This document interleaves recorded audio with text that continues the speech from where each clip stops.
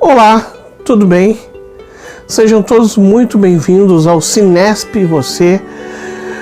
No vídeo de hoje nós vamos falar sobre um filme que é As Horas. Nós vamos tratar sobre o tema da depressão, como tratar a depressão e como o Espiritismo pode ajudar a tratar a depressão. Espero que gostem do vídeo. Venham comigo.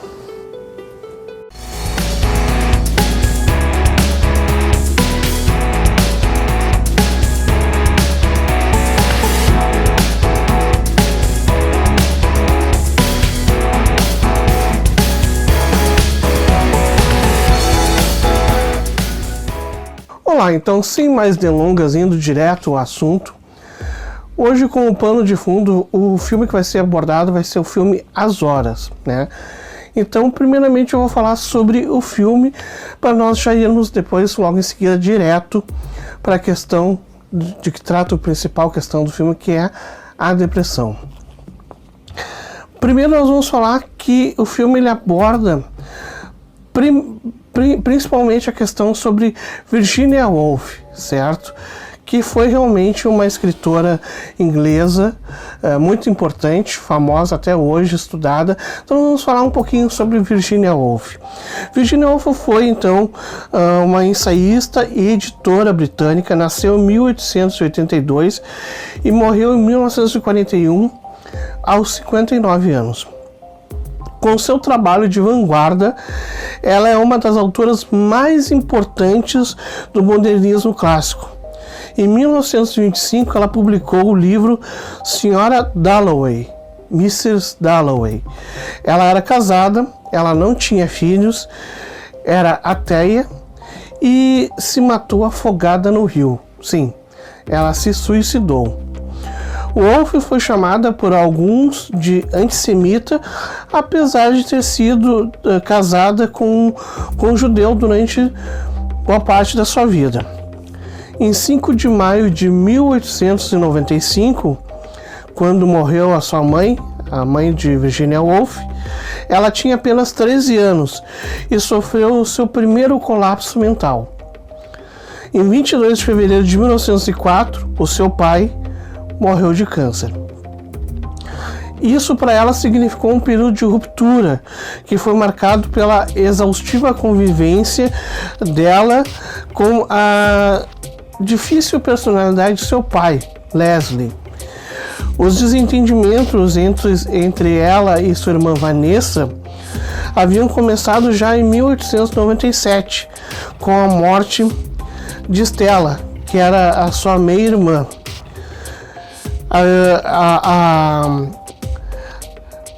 A meia-irmã, Virginia, que morreu, ela tinha assumido o papel de dona de casa, dedicada à dona de casa, né?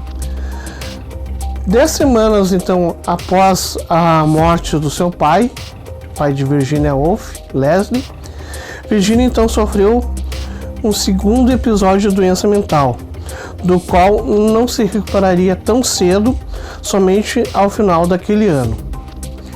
Então vejam aí que o filme ele aborda realmente essa questão desde o primeiro momento da vida da Virginia Woolf, aborda a questão desse livro que ela escreveu, Mrs. Dalloway, que é o pano de fundo para o filme, né?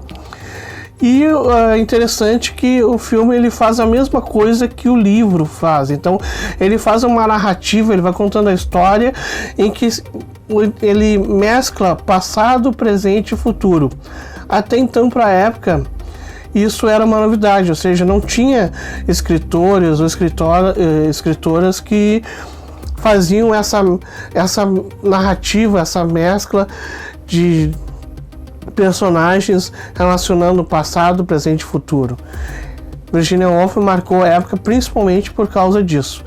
Mas não somente por causa disso, porque na verdade ela era feminista, ela também era a favor do pluralismo sexual, né? No caso,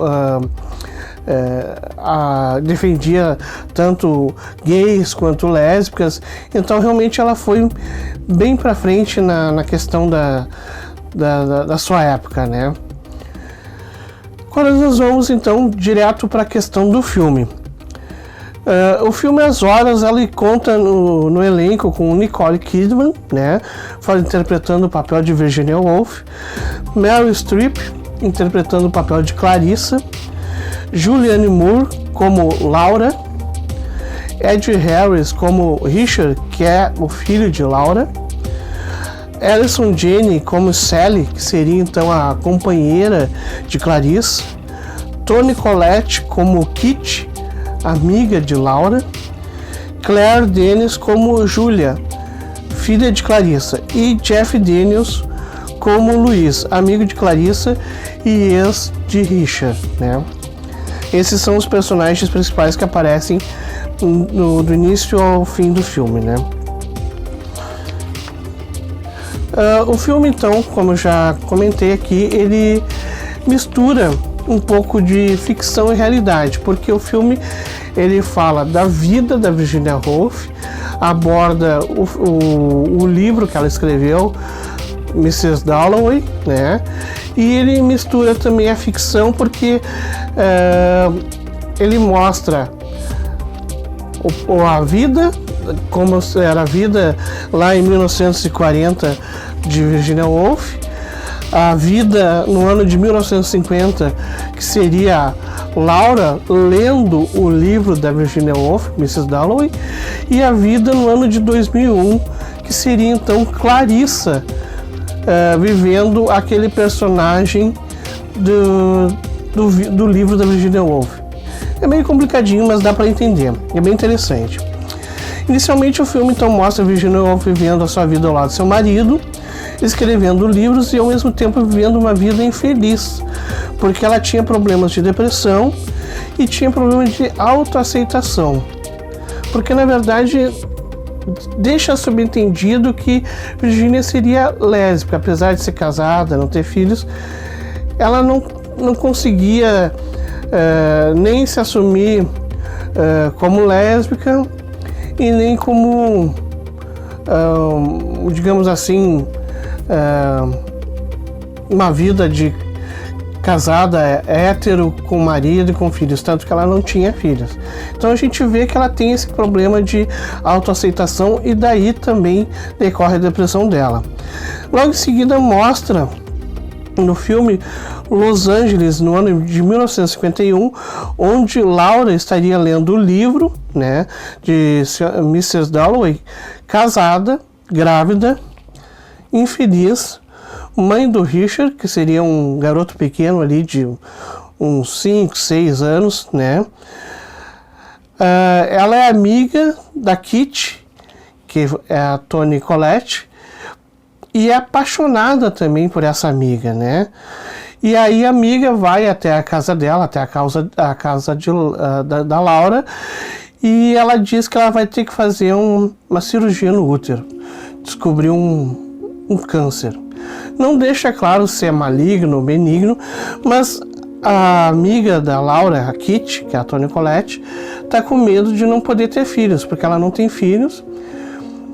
Inveja a Laura, que já tem um menino e está grávida de uma outra criança ali. E ela diz, você é feliz, né? Porque ela imagina que de repente ela vai ter que fazer esse tratamento e ela não vai mais poder ter filhos.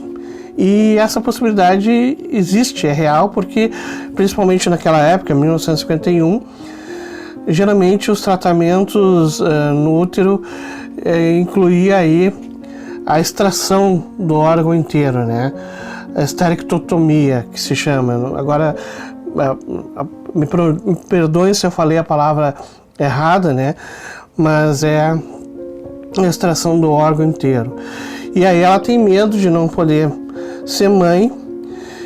A Laura consola ela, diz que vai estar tudo certo, vai estar tudo bem, né? E dá um beijo na boca dela. A Laura fica esperando uma reação da Kitty, mas a Kitty age como se ela corresponde ao beijo, mas ela age como se aquilo ali não fosse nada, não aconteceu nada, não houve nada.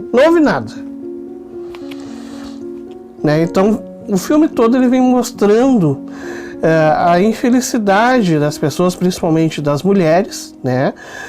Tanto da autora do livro, Virginia Woolf, como de suas personagens, por estarem vivendo uma vida infeliz que não é exatamente aquelas que elas gostariam, né? Seja por não se assumirem como lésbicas, seja porque estão vivendo uma vida que não é a que gostariam. E em seguida o filme então mostra o ano de 2001, onde Clarissa, né, ela vive então ali com Sally, que a atriz faz o papel Allison Janney. Ela já vive então com Sally há 10 anos, né? A Clarissa então aí, que como eu já comentei aqui, é a Meryl Streep, né? Então, a Clarissa, já vivendo há 10 anos ali com a Sally, Allison Janney, está se esforçando para dar uma festa em homenagem para o seu amigo, o Richard. E o Richard, ali no ano de 2001, é infelizmente um aidético moribundo. Ou seja, naquele ano, infelizmente, a AIDS não é como o ano atuais, em que a pessoa que descobre que tem o vírus do HIV pode ter uma vida perfeitamente normal, tomando um coquetel de um monte de remédios, mas, enfim, a pessoa não vai morrer de AIDS. Tem que tomar remédio para o resto da vida, mas ela vive com a doença. Mas em 2001 não era assim. Não tinha todos esses medicamentos que temos hoje. Então descobrir que tinha AIDS era quase sempre uma sentença de morte. E então o Richard, ele tá realmente muito debilitado, tá depressivo, né? E isso que ele ganhou o maior prêmio que um poeta poderia ganhar. O Richard, então, é um poeta, ele ganhou o Cahooters, que seria um prêmio pelo conjunto da obra, né? Mas ele está completamente infeliz porque ele não tem amigos, exceto a Clarissa, né? Ele tem o corpo todo cheio de feridas, o coitado. Vive a vida dele ali trancado dentro de um apartamento, só pensando em suicídio. E a Clarissa, que é a Meryl Streep, que é amiga dele, também é infeliz, deprimida, e ela nem sabe o porquê. Isso que ela é casada, quer dizer, já vive há 10 anos com a Sally, mas, enfim, parece que a relação das duas também não tá legal. Enfim, por algum motivo, a Clarissa, né, a Meryl Streep, ela também tá infeliz. E ela nem sabe o motivo, se é pelo amigo Richard que está doente, ou enfim. Por fim, o filme mostra o Richard se matando. Ele se joga da janela do seu apartamento na frente da amiga Clarissa. Uma cena bem forte, né? Quem aparece pro funeral do Richard é a sua mãe Laura. Aquela que apareceu lá em 1951 em Los Angeles, né? Deprimida, também pensando em suicídio, né? Ela chega até, mostra a cena do filme que ela chega a pegar uma bolsa dela, encher de comprimidos, remédios. Ela vai para pega o filho dela ali pequeno e deixa com uma vizinha ali. E ela vai de carro então para um hotel. E lá no hotel, desse quarto de hotel, ela está decidida a tomar todos aqueles comprimidos que ela colocou na bolsa e se matar. Mas, por fim, ela não faz isso. O que acontece? A Laura, né, que é a Julianne Moore, né,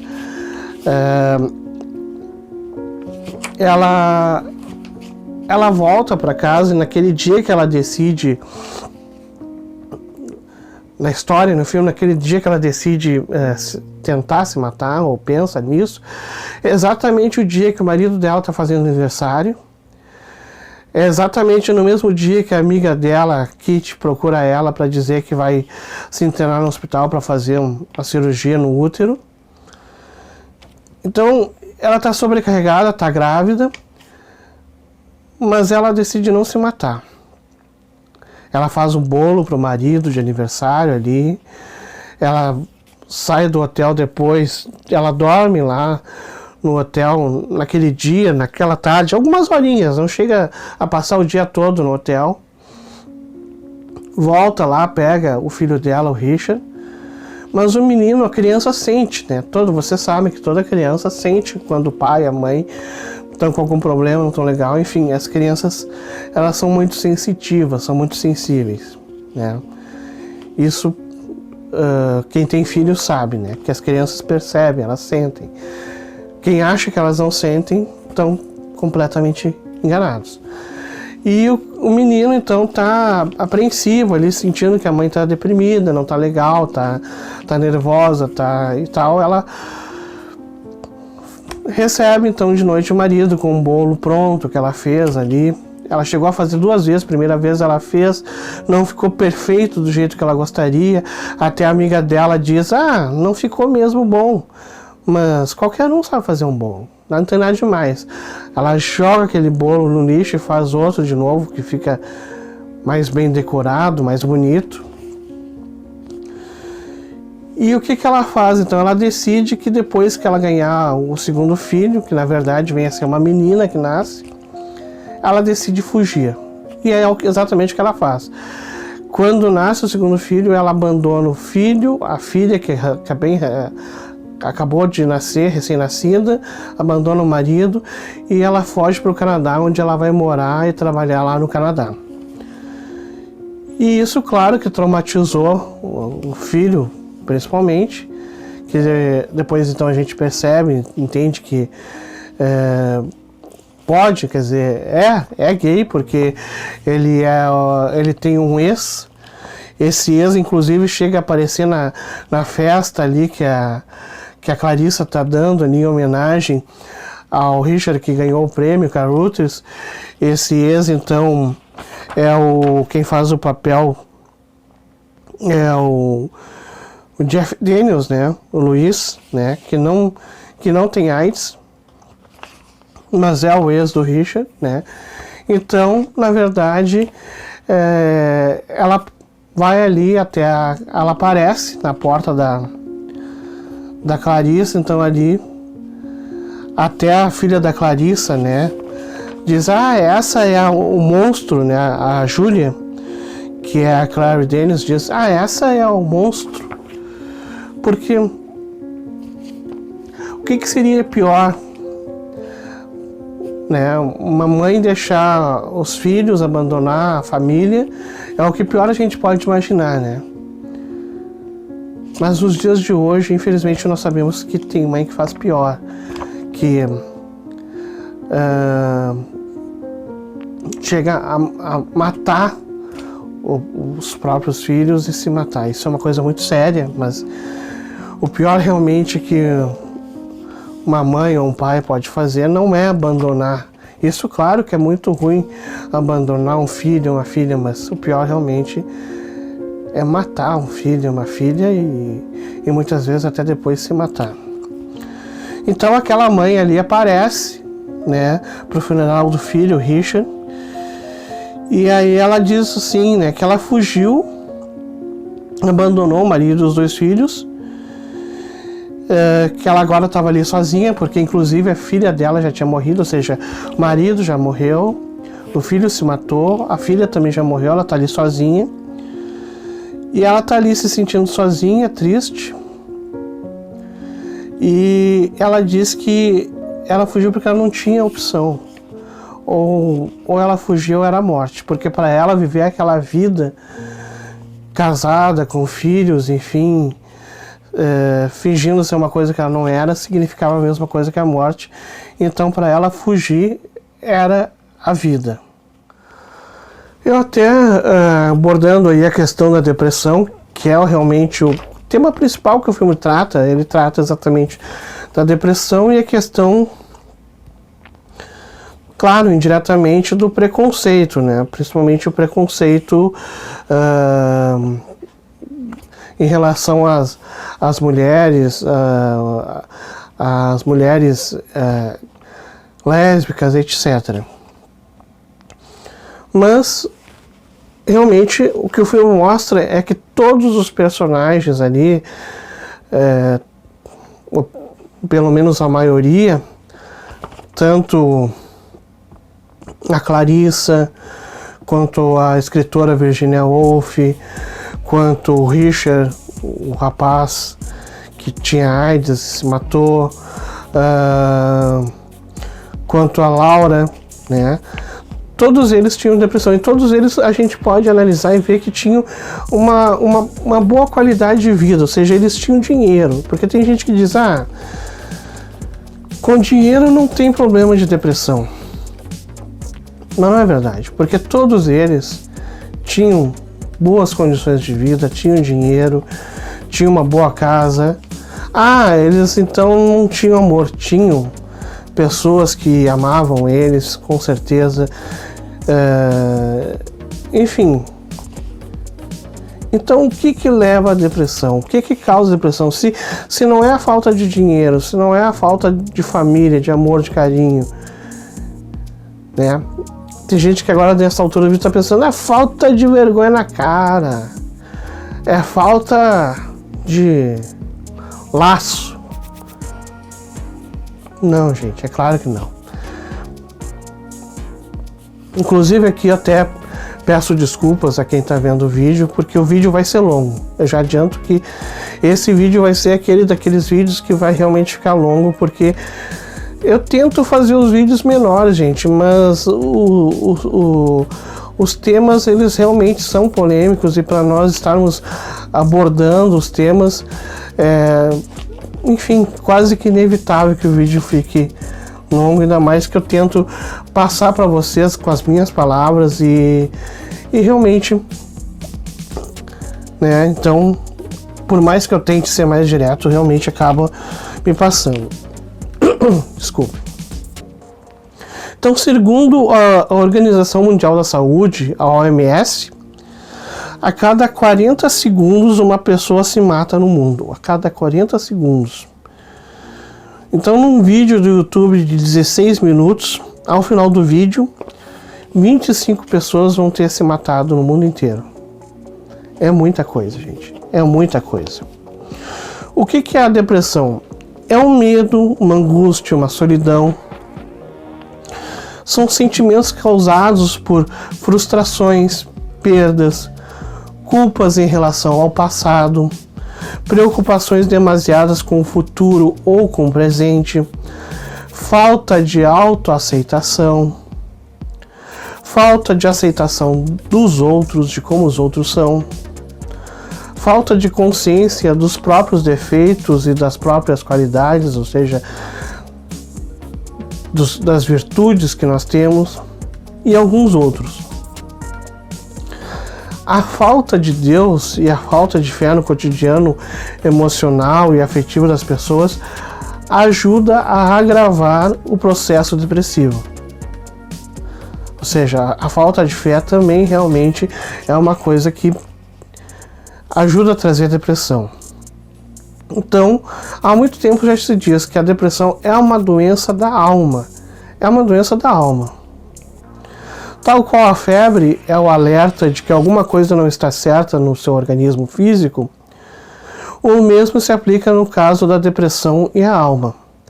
Ela nos indica que precisamos mudar alguma coisa dentro de nós. A avareza, a inveja, o narcisismo, os vícios, a vaidade, o orgulho, a arrogância, a ira, a intolerância. Você teria humildade suficiente para identificá-los em si mesmo?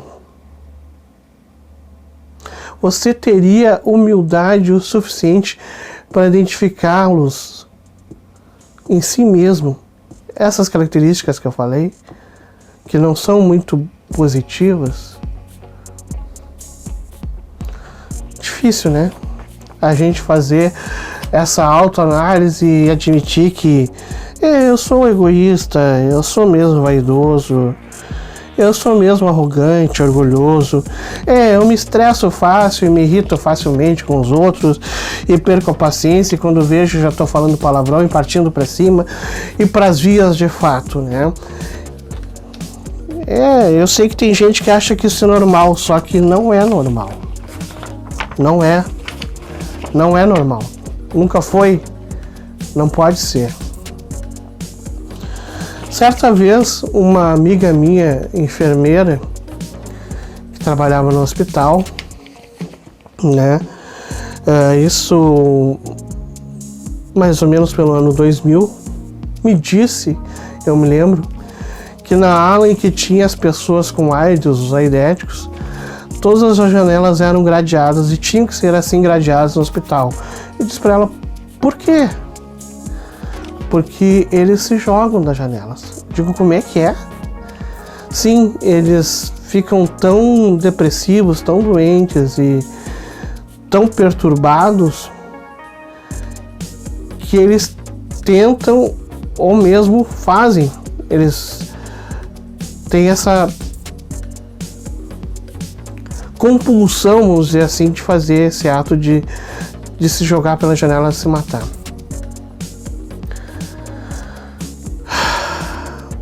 Né? Então, quer dizer, a que ponto que o ser humano chega a ponto de achar que a sua vida não tem nenhum valor e, enfim,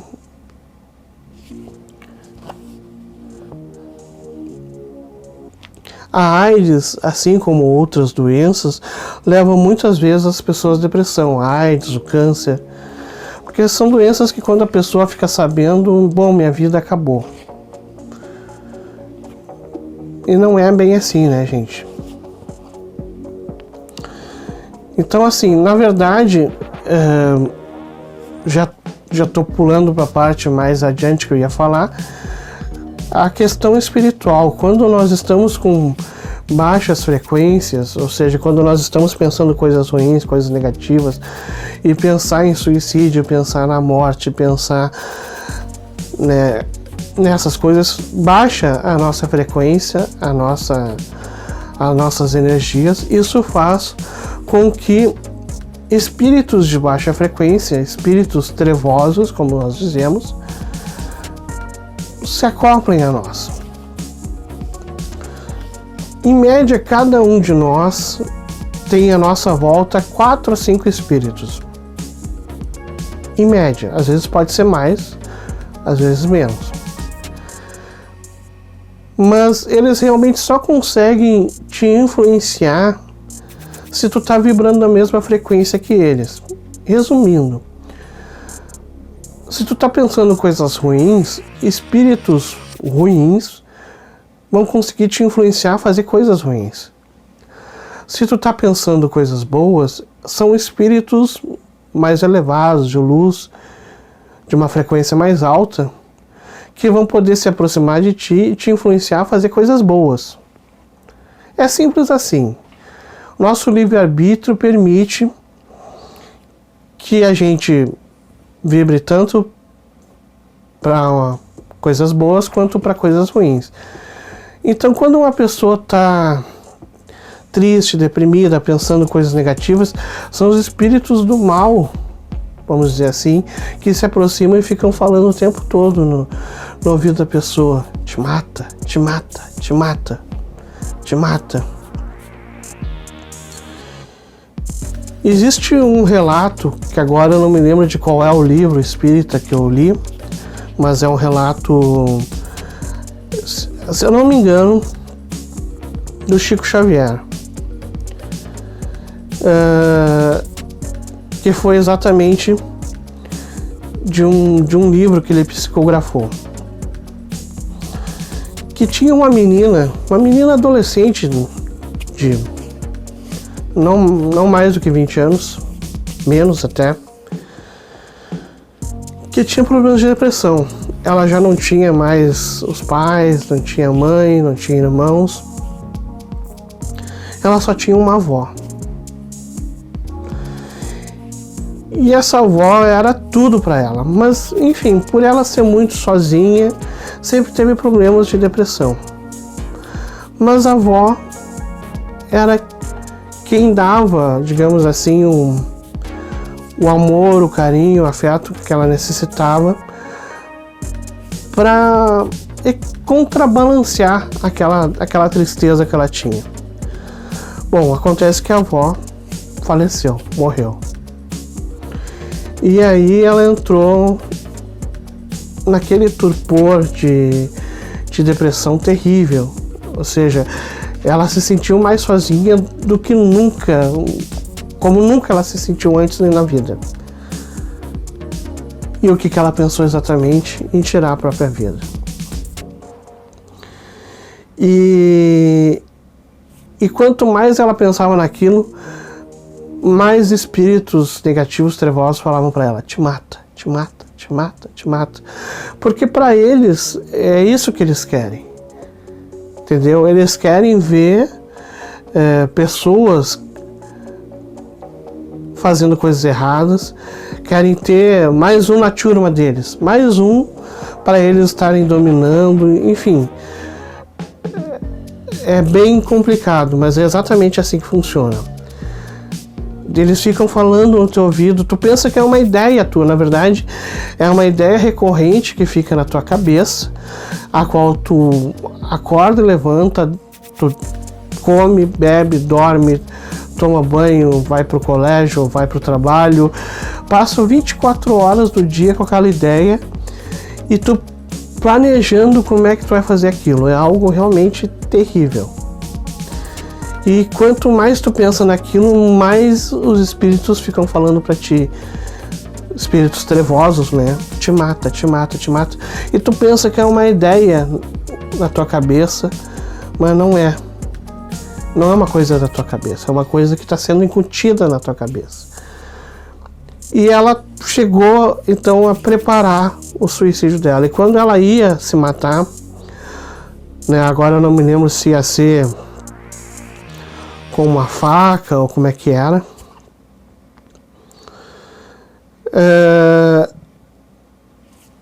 Aí vem aquela pergunta, né? Mas por que os espíritos do bem não interferem? Por que os espíritos bons não impedem que a pessoa se mate? Porque as pessoas têm um livre-arbítrio.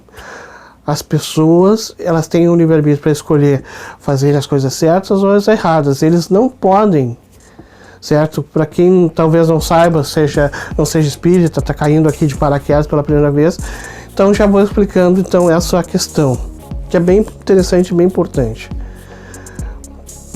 Eles não podem interferir se a pessoa não der uma brecha. Ou seja, para que um espírito bom possa interferir de alguma forma positiva e impedir que uma coisa assim, a pessoa tem que pensar no contrário.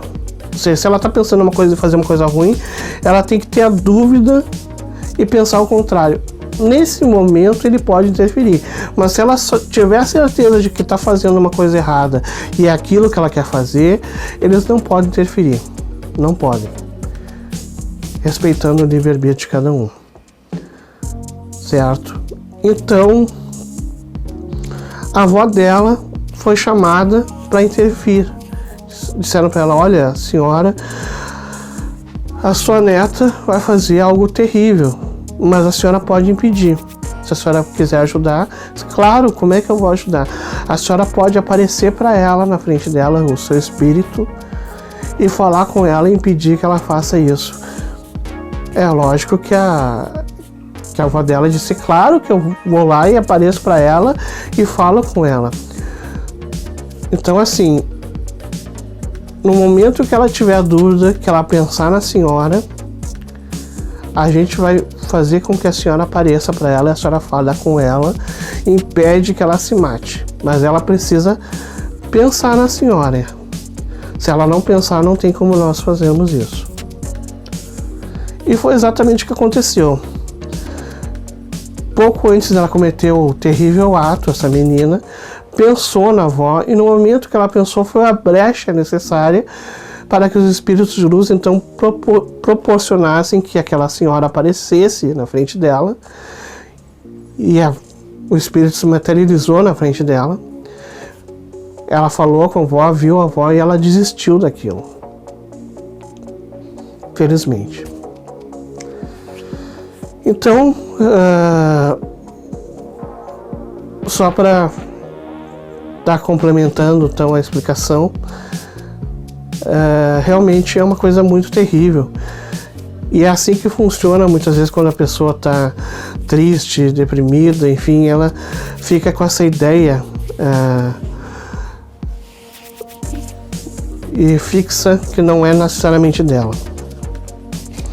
Então, continuando aqui, nós sabemos então que o luto, né, a perda de um ente próximo muito querido, a perda de um emprego, um casamento, um namoro de tempos que foi desfeito, a descoberta de uma doença terminal como câncer, ou mesmo perceber se está vivendo uma vida completamente diferente da que você se imaginou vivendo quando era criança ou adolescente. Todos esses e muitos outros acontecimentos, né, servem de estopim para a depressão e para o incontrolável vontade de tirar a própria vida. Mas por que exatamente uma pessoa, e isso, né, pode acontecer com qualquer pessoa, não precisa ter um histórico na família de pessoas com depressão. Muitos médicos, psiquiatras, psicólogos, enfim, perguntam: tem histórico na família, alguém na sua família que já tenha cometido suicídio? Enfim, tem histórico de doenças mentais na família? Os médicos, eles tentam relacionar, dar uma explicação mais médica, mais terráquea para isso. Porque, na verdade, não há. Né? Há, sim, como é que eu vou dizer assim, a coincidência, vamos dizer assim, não é coincidência, mas que uma família, se a pessoa, digamos assim, tem um histórico familiar na família de algum parente próximo que cometeu suicídio, pode ser que essa pessoa, se ficar doente, ficar deprimida, venha também a tentar ou pensar em alguma coisa do tipo. Mas isso não é uma regra e isso a pessoa pode evitar, né? Então, na verdade, essa questão da pessoa pensar em suicídio ou ficar deprimida, e que antes ela até então completamente feliz, né? Isso é uma coisa que pode acontecer com qualquer pessoa, né? Atinge ricos e pobres, não escolhe nacionalidade ou raça, não escolhe religião, não escolhe sexo, não escolhe nem idade. Cada vez mais hoje em dia sabemos que crianças e adolescentes são cada vez mais diagnosticados com depressão, infelizmente. Em termos pseudocientíficos, ou seja, falando de uma forma bem popular, há um desequilíbrio químico no cérebro e isso acaba por acarretar a depressão. Nosso cérebro funciona à base de um hormônio, que é uma substância química, que é naturalmente produzido pelo organismo, que nos dá a sensação de alegria e felicidade. Nós vamos fazer aqui então uma comparação simples para fins de ilustração, para entender melhor. Os nossos sentimentos, as emoções, são como a comida do dia a dia. Imagine que todos os dias você se veja obrigado a comer sem ter absolutamente nenhum tipo de tempero em sua comida. Imagina tu comendo todos os dias uma comida sem sal, sem açúcar, sem molho, sem ervas, nada de tempero. Como é que seria essa comida? A comida mais sem graça e sem gosto do mundo, né? Com certeza. É exatamente assim que o depressivo vê e sente a vida. Sem graça, sem sal, sem açúcar, sem tempero. O depressivo sente todas as emoções e sentimentos exatamente como quem come a comida e sente todos os seus sabores, porém ele sente a falta de alguma coisa, ou seja, ele sente o sabor da comida, ele sente o sabor da carne, do peixe, do frango,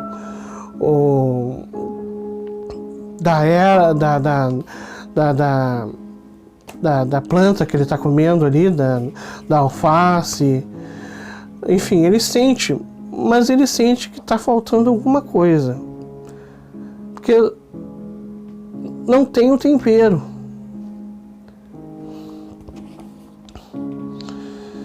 E aí tem gente assim que vai dizer aqui nesse momento, mas se ele comer uma fruta, as frutas têm um açúcar natural, é verdade. E ele vai sentir o sabor da fruta com açúcar, claro. E é exatamente por isso que é muito comum que o depressivo prefira comer só doces e chocolates, pois é o açúcar que tende a melhorar os níveis de desequilíbrio químico do cérebro. Ou seja, a pessoa que está mais deprimida, ela tende a querer só comer açúcar, doce, chocolate, porque aquilo ali tende a elevar o nível dessa substância química que traz alegria, que traz felicidade. Quando esse equilíbrio químico é persistente, né, já vem de algum tempo, meses, quem sabe até anos, ele acaba por gerar uma dor mais persistente na alma do ser humano. Essa dor, ela se traduz em tristeza, sentimento de solidão, sentimento de inutilidade, sentimento de que a vida não tem sentido, não tem razão de ser. A pessoa não sente que tem uma razão para ela estar aqui. Quando uma pessoa recebe uma promoção no trabalho, por exemplo, e não está com esse desequilíbrio químico no cérebro, ela sente a alegria dessa vitória. Nossa, consegui. Batalhei aquela promoção e consegui. Ou seja, vou ter mais trabalho, vou ter mais responsabilidade, mas meu salário vai ser melhor e eu vou poder fazer mais coisas. Ela sente uma alegria dessa vitória. Mas quando ela está com depressão, não importa. Pode vir a depressão, pode vir a promoção que ela não vai sentir essa alegria. Quando a gente come uma comida gostosa, aí vocês podem escolher um churrasco bem pegado, uma lasanha, um estrogonofe. Eu que tenho descendência italiana, gosto muito. Uma massa carbonara. Aí vocês escolhem o prato. Se não gostam de pratos de comida italiana, pode ser comida, sei lá, japonesa, que eu detesto. Sushi, sashimi, sei lá eu. Imagine a comida que vocês mais gostam, né? Ou até o doce, a sobremesa que vocês mais gostam. Pudim, mousse, sei lá. Imaginem, quando a gente come uma comida gostosa, a gente sente prazer. Nossa, que coisa bem gostosa isso aqui. Nossa, quer comer mais. Tá delicioso, a gente está aproveitando aquilo ali. Mas se a pessoa está com depressão, não sente esse prazer. Quando a pessoa faz sexo ou amor, né, ela sente alegria. Nossa, que legal. Com a depressão, a pessoa nem sente vontade de fazer nada disso. Quando a gente corre, faz exercício, faz ali a caminhada, uma esteira, uma academia ali, uma musculação, né, a gente se sente com energia. Nossa, coloquei mais vitalidade nesse corpo. A pessoa com depressão não tem ânimo para fazer nada. Não tem vontade. Quando a gente ganha um presente, seja de aniversário ou enfim, do namorado, namorada, esposa, esposo, enfim, ou até um presente que a gente não estava esperando, mas que legal, fica contente, né? A pessoa com depressão não sente nada.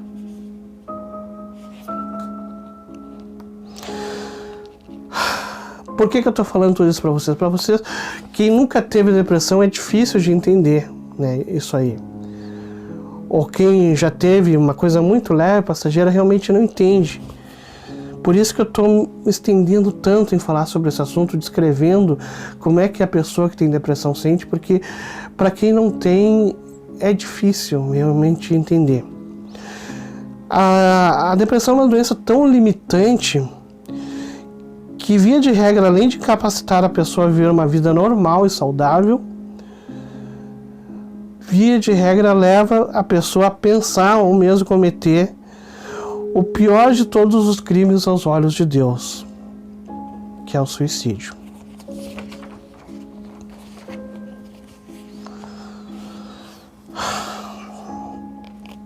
Tem pessoas que de repente estão vendo esse vídeo e não entendem o que eu quero dizer com desequilíbrio químico. Desequilíbrio químico no cérebro que ele está falando, que esse cara está viajando aí. O que ele entende disso? Então aqui eu vou usar uma outra imagem para explicar melhor, um outro exemplo para explicar melhor. Imagina que o teu cérebro, dentro da tua cabeça, é como um carro que precisa de gasolina para funcionar. Imagine que você coloca todos os dias gasolina nesse carro. Imagina que a gasolina, no caso do cérebro, seja todas as coisas boas que nós sentimos prazer em fazer todos os dias, como comer, beber, namorar, trabalhar, dormir, conversar com os amigos, conquistar vitórias, ganhar mais dinheiro, etc. Ou seja, tudo isso que nós fazemos no dia a dia, que nós gostamos, que nós sentimos prazer em fazer, é como se fosse gasolina no nosso cérebro. Gasolina no tanque do carro. E essas coisas que nós fazemos no dia a dia, que são boas, prazerosas para nós, são como se fosse gasolina no cérebro. Só que imagina que o tanque do teu carro está com um buraco bem grande. Ou seja, a gasolina entra e praticamente, imediatamente sai, não dando tempo do carro funcionar. Assim fica o cérebro humano funcionando sem a gasolina, ou seja, é quase que totalmente inútil. Certo? Existem diferentes graus de depressão. Tem gente que consegue trabalhar, tem gente que consegue estudar, viver uma vida quase normal, pois o buraco no tanque de gasolina é pequeno, porém ele existe. E se não é tratar esse buraco, ele vai aumentar e aí a pessoa surta, como nós dizemos popularmente, ela surta de vez. E quando isso acontece, são aquelas pessoas que se matam sem explicação, não deixam bilhete de suicídio, e ninguém notou nada diferente. Pô, mas ela estava normal. Do nada ela se matou, não... Ninguém consegue entender. Já outras pessoas não. Outras pessoas não têm nem forças para sair da cama de manhã.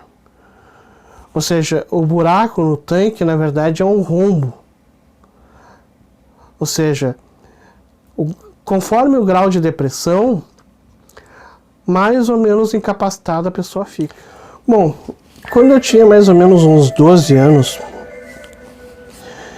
é mais ou menos quando eu me lembro que comecei a sentir os meus primeiros sintomas de depressão. De fato, eu só fui diagnosticado com problemas de depressão quando eu já tinha uns 18 ou 19 anos. Eu fiz muita terapia com um psicólogo, na verdade 5 anos de terapia. Tomei muitos remédios. Eu tive diferentes psiquiatras e até mais ou menos os meus 25 anos, quando eu fiquei curado. Eu não vou mentir, não foi fácil, não foi nada fácil. Porém, foram anos de aprendizado. Muita dor, muita vontade de querer melhorar, e graças ao Altíssimo e à ciência, eu consegui dar uma guinada no problema que muitas vezes parece irreversível e sem cura. Por isso que eu estou aqui hoje dando para vocês esse depoimento e tentando ensinar um caminho que eu percorri para poder melhorar, e que qualquer um que esteja passando por um problema de depressão pode fazer parecido ou igual, pode trilhar esse caminho, e se o Altíssimo assim permitir, pode obter resultados tão bons ou até melhores dos que eu já obtive para minha vida até hoje.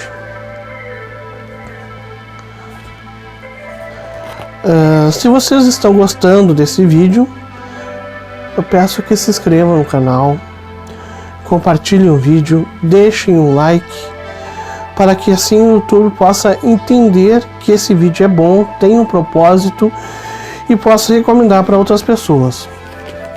O propósito desse canal, Cinesp Você, é trazer todas as semanas vídeos que falem sobre problemas do dia a dia, trazer dicas de filmes que possam acrescentar alguma coisa na evolução espiritual de cada um, trazer esclarecimentos sobre a doutrina espírita e como ela pode estar nos ajudando.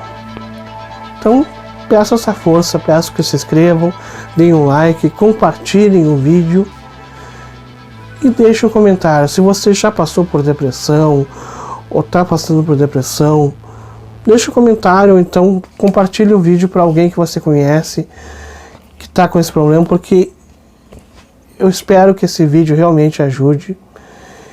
E vamos continuar, ok? Obrigado. O que causa o furo no tanque de gasolina? O que causou o furo no tanque do meu tanque de gasolina? E o que a gente pode fazer para reparar esse furo? Bom, eu acho que já deu para entender que causa depressão pode ser desde um evento traumático. No meu caso, foi a morte do meu pai, da minha avó paterna, tudo num curto período de 6 meses na minha infância, e conjuntamente a isso também bullying. Hoje em dia se fala muito em bullying, na minha época não tinha um nome para isso, mas eu sempre fui gordinho, né, fortinho, assim, desde criança, até porque sempre usei muito remédio para asma, né, que tem... Me esqueci agora o nome da substância, mas enfim, sempre usei muito, e isso faz com que a gente tenha bastante retenção de líquidos. E então isso tudo, a perda do meu pai, da minha avó, mãe do meu pai, tudo isso em menos de 6 meses. Meu pai tinha apenas 38 anos, teve um AVC fulminante, e mais bullying e tal. Então isso aí tudo veio com o passar dos anos, se traduzindo numa tristeza, numa solidão, que depois ali, quando eu era mais velho, né, eu já tinha 18, 19 anos quando fui diagnosticado com problema, né. Mas outras pessoas, pode a depressão ser causada por um estilo de vida não muito saudável, né, como pessoas viciadas em drogas, viciadas em álcool, viciadas em sexo, ou até a pessoa que está presa num relacionamento tóxico, ou seja, está com um marido, uma esposa abusivo, né, que não trata bem, como eu já disse, a perda traumática de uma pessoa querida, são coisas que podem causar ser o start, né, que inicia a depressão.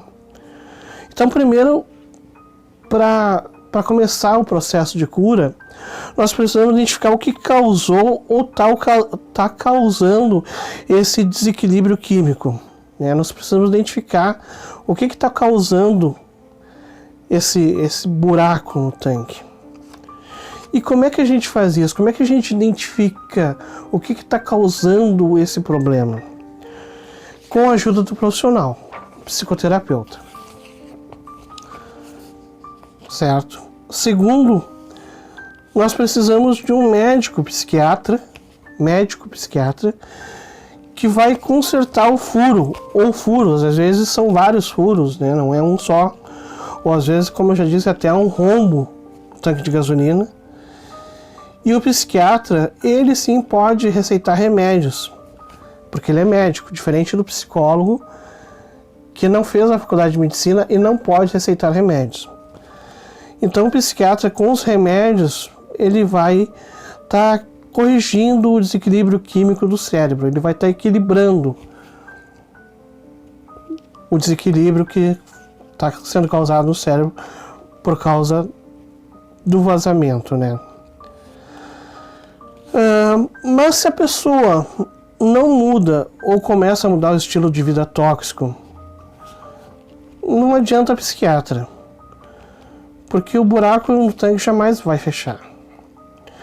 Daí a importância indiscutível de se entender ou buscar entender a causa do problema, como surgiu o buraco ou os buracos no tanque, né? Então, para deixar então a imagem ainda mais clara do que eu estou querendo dizer, o cérebro é uma máquina física, onde estão instalados os softwares, o exemplo do computador.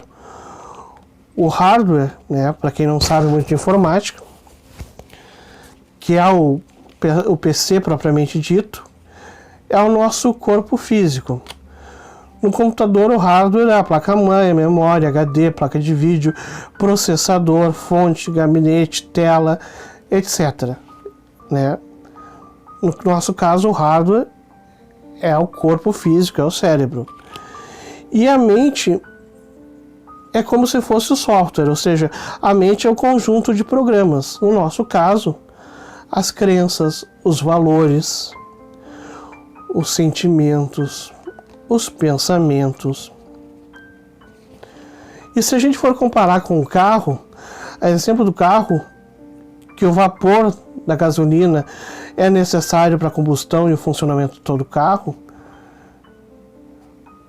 para o nosso bom funcionamento, os sentimentos, as emoções, os pensamentos, as crenças, os valores mais elevados é que fazem com que haja cura ou se evite, né, que surja esse buraco na nossa mente, no nosso cérebro. São as nossas crenças, os nossos valores, os nossos pensamentos que causam fechamento ou abertura do buraco no tanque de gasolina. A outro exemplo, estou usando sempre figuras de linguagem, metáforas, né, para que fique mais fácil de entender. Outro exemplo fácil de entender é a camada de ozônio, tão necessária à proteção da vida na Terra, né? O que causa o buraco na camada de ozônio? Que com o buraco da camada de ozônio nós temos que nos cuidar dos raios UVA, UVB, né? Enfim, a maior incidência de câncer de pele, porque tem esse buraco na camada de ozônio, há um aquecimento maior da Terra, né? Então, assim, o que causa o buraco na camada de ozônio? São gases que nós mesmos aqui na Terra produzimos. A exemplo, o CFC, mas também os gases da combustão dos carros, os gases das indústrias, das fábricas, os gases da própria criação de porcos e animais, né? Então, esses gases que nós produzimos aqui na Terra vão lá para cima, atingem a camada de ozônio e causam um buraco que prejudica o planeta inteiro, certo? Então, exatamente o que causa o buraco na nossa mente são os pensamentos negativos, os nossos sentimentos negativos, as nossas crenças negativas, certo? Os nossos valores negativos. Isso é que causa o buraco na nossa mente e causa a depressão. Então, assim como os pensamentos e sentimentos ruins desequilibram o funcionamento químico do nosso cérebro, levando à depressão, os pensamentos e sentimentos bons fazem exatamente o oposto. Esse processo de cura geralmente leva anos. Tá? Isso não é como uma gripe que tu te cura de uma semana para outra. Infelizmente, isso não é como uma cirurgia que tu faz ali do apêndice, que tira o apêndice, tá no outro mês, tá inteiro, tá novo, né? Isso não é como uma unha encravada. Não é assim. Não é algo que se resolva no estalar de dedos, infelizmente. Leva anos. Pois, infelizmente, quando nós chegamos a nos dar conta de que estamos com depressão, muito tempo já se passou e a doença há muito tempo já se instalou na nossa alma e já criou fortes raízes. Por isso, o especialista, o psicólogo, ajuda em muito a abordagem de trabalho, seja com a logoterapia, seja com a terapia cognitiva comportamental, seja com a mistura de diferentes escolas de trabalho. Ele ou ela vai progressivamente ajudando o paciente a melhorar e a se dar conta do que realmente precisa fazer para voltar a ter uma vida útil e normal. É o psicólogo, o especialista, que é pago para te ajudar com esse problema. Tem gente que diz assim, se eu quero falar com os problemas, eu falo com os meus amigos do bar tomando uma bela cerveja gelada. Se pra ti funciona, maravilha. Tem outros que dizem, não, pra mim eu vou lá e procuro um pastor e eu desabafo com o pastor e tá tudo certo. Se te resolve, beleza. Tem outros que dizem, não, eu procuro o padre da minha igreja, eu me confesso, eu converso com o padre e tá tudo maravilha. Se funciona para ti, beleza. Só que veja bem, existe a questão da ética médica e profissional. Eu sei que hoje em dia, em tempos de corrupção, roubalheira, desvio de verbas, ladroagem aí e tal, é difícil a gente estar falando de ética médica e profissional, vendo tanta gente fazendo tanta coisa, tantos médicos, tantos profissionais da área da saúde, fazendo coisas que são antiéticas, que são até imorais. Mas sim, existe a ética médica e a ética profissional médica, que diz que o psicólogo, ele é um profissional que tem a obrigação de te ajudar a resolver esse problema da depressão. Tem a obrigação, é o dever, é o trabalho dele, é a profissão dele, de te dar o melhor tratamento para tu resolver esse problema. Ou seja, tu tá pagando por esse serviço. Diferente de um amigo que tu pode achar que tá te falando pro teu bem, o médico ele tem que falar, ou tem que te ajudar, ou tem que te dar o melhor embasamento para que realmente tu melhore. Via de regra, ele espera que tu te dê conta, porque a partir do momento que tu sozinho te dá conta do problema, tu começa então a mudar. Então ele vai conversando contigo e tal. Então tem várias abordagens, né, que ele te ajuda então a perceber onde é que está o problema e como solucionar o problema. Esse é o trabalho ético, médico, profissional do psicólogo, do psiquiatra. Diferente do amigo que pode estar falando pro teu bem, mas é a visão de bem dele para ti. Não é a visão de bem de saúde. Pode estar falando pro teu bem ou não tanto pro teu bem, mas pensando no que pode ser bom para ele e não necessariamente para ti, enfim. Entenderam, né?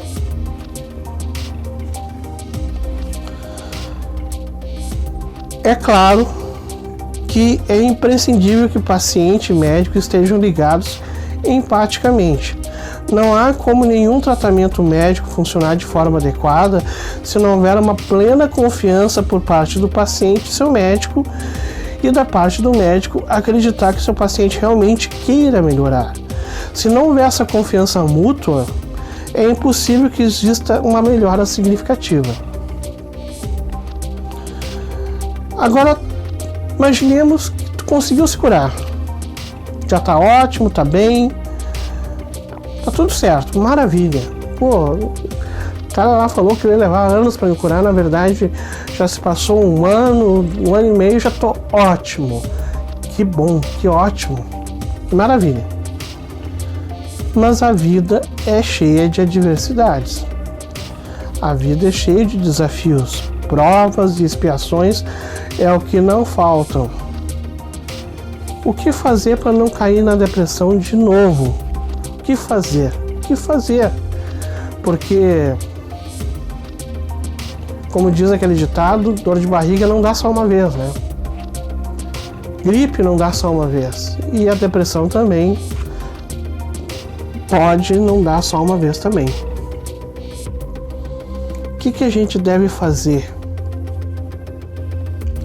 Assim como um viciado em bebida jamais poderá voltar a colocar uma gota de álcool na boca, pois se o fizer estará correndo sério risco de não mais parar de beber, o mesmo ocorre conosco que já estivemos no fundo do poço da depressão, jamais poderemos nos descuidar.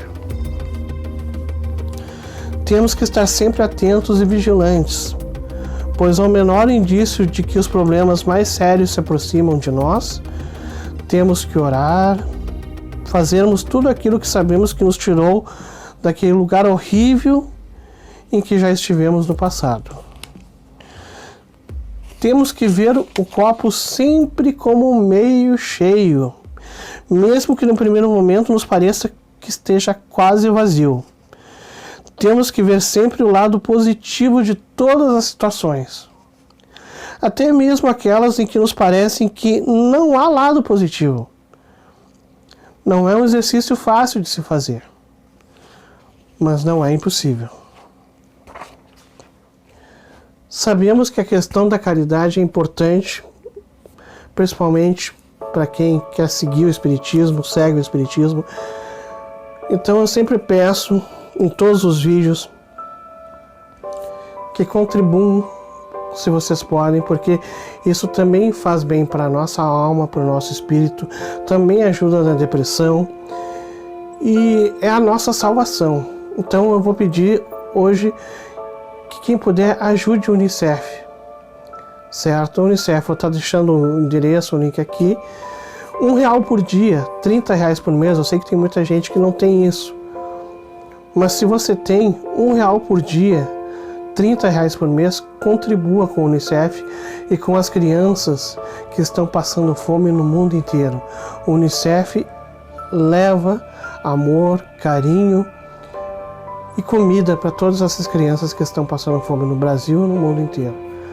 Vamos ajudar a gente. E se você não tem a possibilidade de fazer essa doação, mas quer fazer algo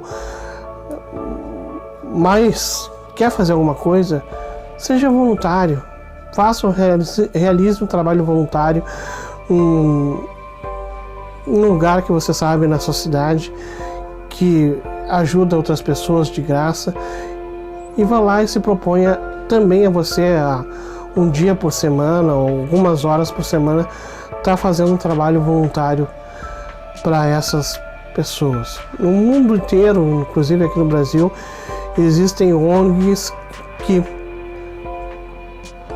têm o trabalho voluntário e a gente sempre pode ajudar, seja com uma coisinha assim. Se todo mundo fizer uma coisinha assim, no final das contas é um monte de gente fazendo um monte de coisa, ajudando um monte de gente. Já falamos desse vídeo, era para abordar só o tema da depressão, mas veja que o tema da depressão se ramifica com diversos outros assuntos. É quase que inevitável falar da depressão, só da depressão. Se fosse isso, então você poderia estar vendo qualquer outro vídeo de um médico falando sobre depressão, de um psicólogo falando sobre depressão, ou até de um padre, um pastor falando sobre depressão, mas esse vídeo ele tem a proposta de exatamente abranger de uma forma mais abrangente, mais a questão da depressão não só pela visão espiritual, mas pela visão científica, médica, porque, como eu sempre falo, para quem não sabe, o espiritismo é ao mesmo tempo uma religião, uma filosofia e uma ciência. Então o espiritismo, ele se baseia sempre na ciência, na filosofia e na fé raciocinada, para que possamos ter uma melhora, uma evolução nas nossas vidas, na nossa vida aqui na Terra e nossa vida espiritual, no mundo espiritual. Então eu vou falar para você sobre o cara que eu considero assim, talvez o maior especialista de todos os tempos na questão da depressão. Esse cara aqui, eu estudei ele, eu li o livro dele, meu psiquiatra me falou dele, minha professora, quando eu estava na faculdade, falou desse cara. E esse cara aqui, só de eu ler o livro dele, mudou a minha maneira de pensar, de ver a vida. Eu sou obrigado a falar dele. Viktor Frankl, ou Viktor Emil Frankl, criador da logoterapia. Ele nasceu em Viena em 26 de março de 1905, faleceu em setembro de 1997. Foi um neuropsiquiatra austríaco, fundador da terceira escola vienense de psicoterapia, a logoterapia e análise existencial. A história de vida desse cara é fantástica. Eu vou então aqui falar algumas coisas bem interessantes sobre a vida dele. Ele nasceu numa família austríaca judia e ele contava já com já tinha duas irmãs. Os pais eram funcionários públicos e a família tinha uma vida confortável, uma vida boa. Até que veio a Primeira Guerra Mundial e, como muitas outras famílias judias, a de Frankl também mergulhou na pobreza, dependendo inclusive de esmolas para sobreviver. Enquanto fazia o ensino médio, o Viktor, em meados de 1920, ele se interessava por filosofia e psicologia. Aos 16 anos de idade, ele deu a sua primeira palestra chamada Sobre o Sentido da Vida, para o Partido Socialidade da cidade onde morava. Já naquela época, o jovem tinha algumas ideias sobre o que à frente se transformaria na técnica da psicoterapia, que se baseia na busca do sentido da vida, a logoterapia.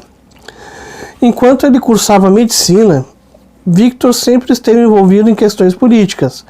Foi membro do Partido de Jovens Trabalhadores Comunistas no ensino médio e chegou a ser presidente da mesma organização em 1924. Seu envolvimento político repercute na escolha do autor de permanecer nas terras austríacas, no seu país, mesmo com a invasão alemã na Segunda Guerra Mundial. Ou seja, mesmo os alemães invadindo o seu país, ele decidiu ficar, não fugir. Viktor tinha um interesse genuíno pelo campo da psicologia e ele tinha muito talento. Depois escreveu seu trabalho de conclusão no ensino médio sobre a psicologia do pensamento filosófico, no ano de 1923, ele começa a se corresponder com o então famoso psicanalista Sigmund Freud, que não só gosta do que lê, que o Viktor está escrevendo, como encoraja o jovem a continuar escrevendo. Enquanto ele fazia a faculdade de medicina, o Viktor Frankl desenvolvia projetos paralelos, como alas de prevenção a suicídio para jovens estudantes. Suas ideias em relação à vida e aos valores humanos é o que impulsiona a fazer ligações entre a filosofia e a psicologia. E em 1926 ele fala a primeira vez em um congresso sobre a logoterapia, a terapia focada em buscar o sentido da vida. Em meados de 1930, quando Viktor tinha apenas 25 anos de idade, ele já começa a ser notado pela comunidade acadêmica e médica como um homem à frente da sua época. Convidado a apresentar trabalhos por toda a Europa, Frankl faz residência em psiquiatria e neurologia e em 1930 assume a responsabilidade por uma ala conhecida por pavilhão do suicídio no Hospital Psiquiátrico em Viena. Em março de 1938, as tropas nazistas fazem a anexação político-militar da Áustria. Ou seja, Hitler anexou a Áustria e a Alemanha como se fosse um país só. A família de Frankl judia está ameaçada. Mesmo tendo visto para viver nos Estados Unidos, ou seja, ele poderia fugir da Alemanha nazista para os Estados Unidos, ele decide, já sendo médico, ficar no país. Salva milhares de judeus da morte, recusando-se a recomendar a eutanásia aos pacientes com doenças mentais. O que os alemães queriam fazer? Todos aqueles que tinham algum tipo de doença mental, eles queriam que fosse morto. Eutanásia. Era judeu mesmo. Ele se nega a fazer isso. O antijudaísmo atinge a família de Viktor Frankl, ou seja, o nazismo de Hitler, né? Sua recém-esposa, Tilly Grosser, é obrigada a abortar o seu primeiro filho. É obrigada pelas tropas nazistas a fazer o aborto. Os pais e a irmã de Viktor são enviados para campos de concentração diferentes, bem como ele e a sua esposa. Todos morrem. Todos morrem. O pai e a esposa, de exaustão, a mãe enviada à câmara de gás. A irmã sobrevive refugiada na Itália e Viktor passa 3 anos em condições terríveis no campo de concentração nazista. Depois ele escreve, nesse tempo que ele ficou no campo de concentração, ele escreve um livro que ele escrevia mensagens de esperança todos os dias, mesmo estando no campo de concentração, e esse livro depois ele coloca essas mensagens que ele escrevia quando estava lá, em busca de sentido, em 1946, quando ele publica esse livro. Em 1945, acaba a Segunda Guerra Mundial e Viktor é libertado, ou seja, praticamente toda a família dele morreu, só sobreviveu uma irmã. E ele sobreviveu após 3 anos de trabalhos forçados e assim conseguiu roubar alguns papéis e escrever as ideias principais da sua obra-prima. Ele escreve em 9 dias e lança esse livro em 1946. Para o Viktor Frankl, os anos seguintes a 1946 foram de total recuperação. Frankl casou-se novamente, teve uma filha, conseguiu seu título de doutor em filosofia, tornou-se professor na Universidade de Viena, fundador e presidente da Sociedade Austríaca de Medicina e Psicoterapêutica. Recebeu também mais de 25 títulos honorários por suas ideias e trajetórias e escreveu diversos livros. A logoterapia tornou-se um método de tratamento estudado e respeitado pela comunidade científica e acadêmica, sendo considerada a terceira escola da terapia vienense, depois de Sigmund Freud e Alfred Adler. Por fim, uma frase de Viktor Frankl resume a sua linha de pensamento. Nós podemos descobrir o significado da vida de 3 diferentes maneiras: fazendo alguma coisa, experimentando um valor ou amor e sofrendo. Ou seja, nós temos que ter um sentido para as nossas vidas. Nós temos que ter sempre um sonho, uma busca, uma missão. Então aqui vai a indicação de livro para vocês. Um Sentido para a Vida, Psicoterapia e Humanismo, Viktor Frankl.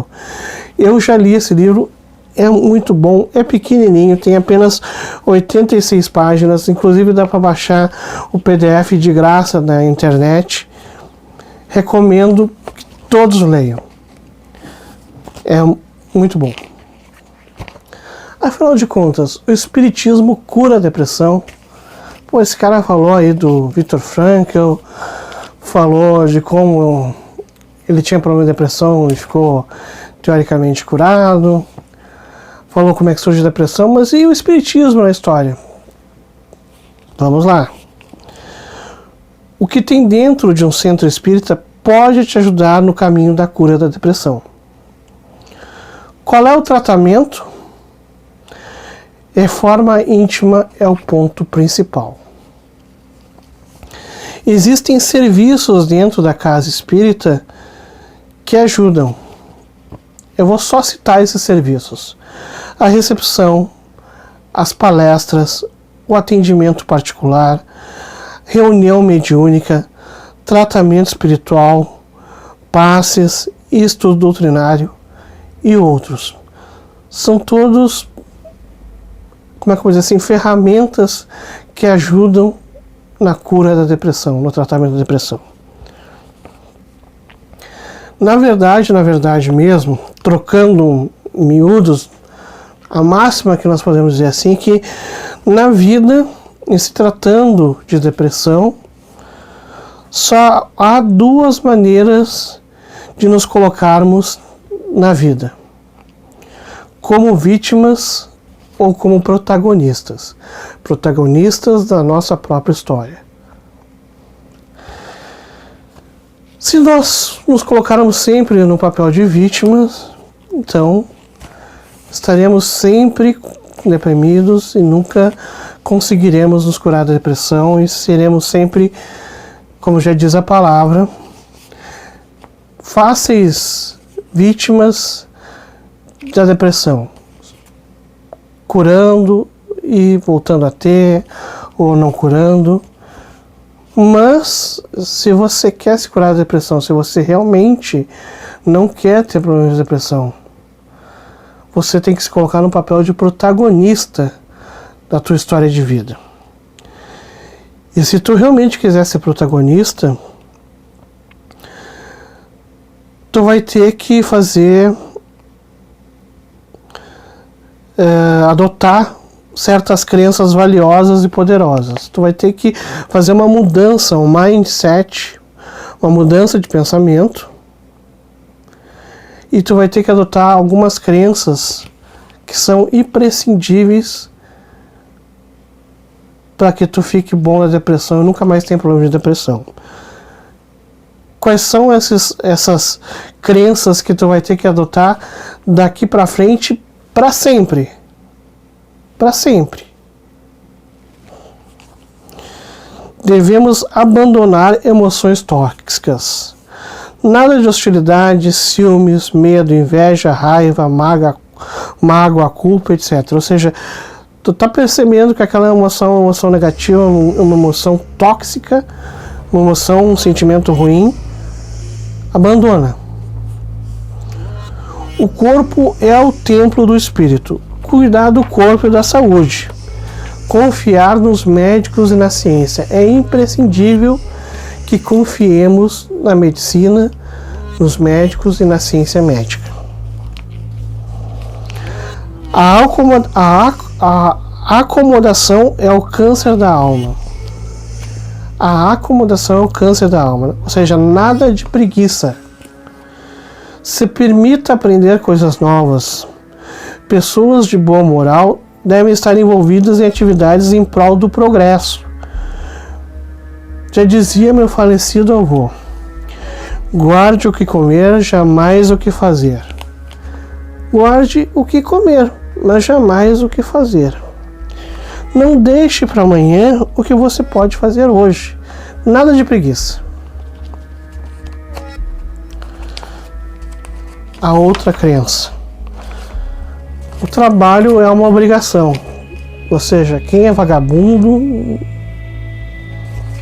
está totalmente errado.